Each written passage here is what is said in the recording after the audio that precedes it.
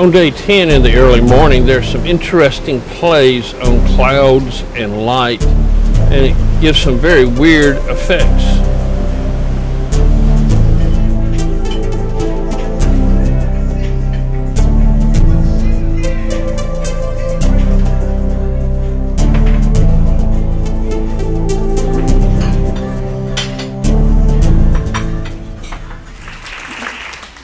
The experience of eagles for me really didn't come to me until I came to Alaska. It's the coolest bird on the planet.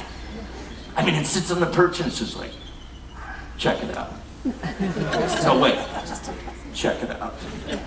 I mean, this bird is the total teenager at the mall bird. I mean, it's just like, just stop. In other words, they shoot their poop. And they can accurately hit targets 12 feet away. That's right. Everybody in the third row is mine.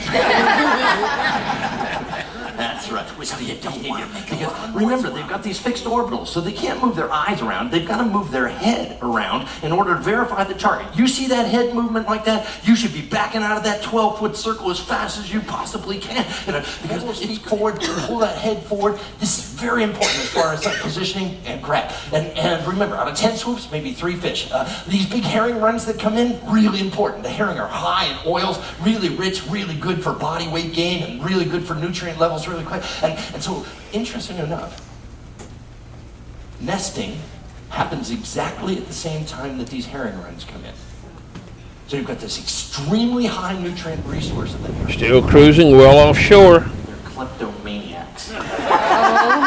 They're stealing every button off your shirt, earrings gone, glasses gone, necklaces gone. I mean, they have phenomenally dexterous paws, you guys. They're incredibly dexterous paws. And for me, to get the chance to meet it, this is up and out of the water, you decrease your total heat loss significantly. They've got the fur-covered tail that they use, and what they'll do is they'll scull with their tail. They just...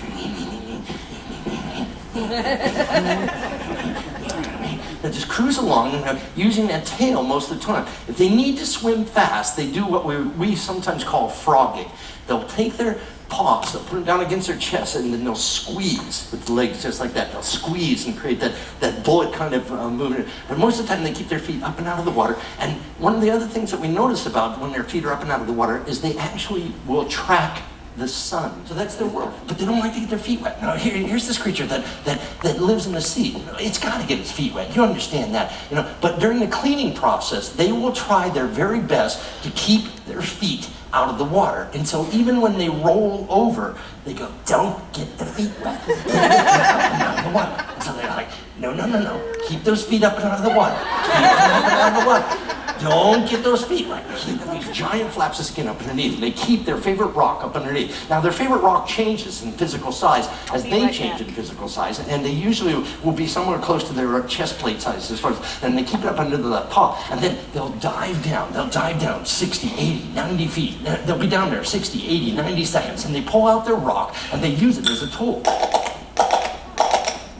Then they'll pick up the rock. Then they'll pick up the food and then head back toward the surface. But if they drop their rock, they will drop all the food, grab the rock, and then grab the food again.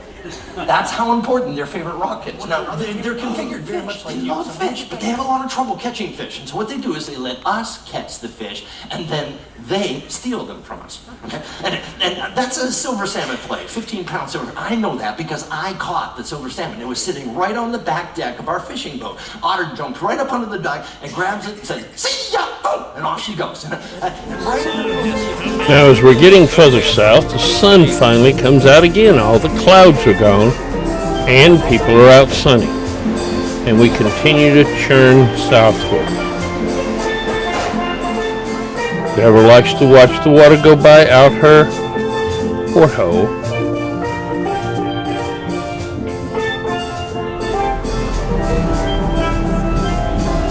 And there in the distance is the shoreline of British Columbia as we get ready to go to bed again.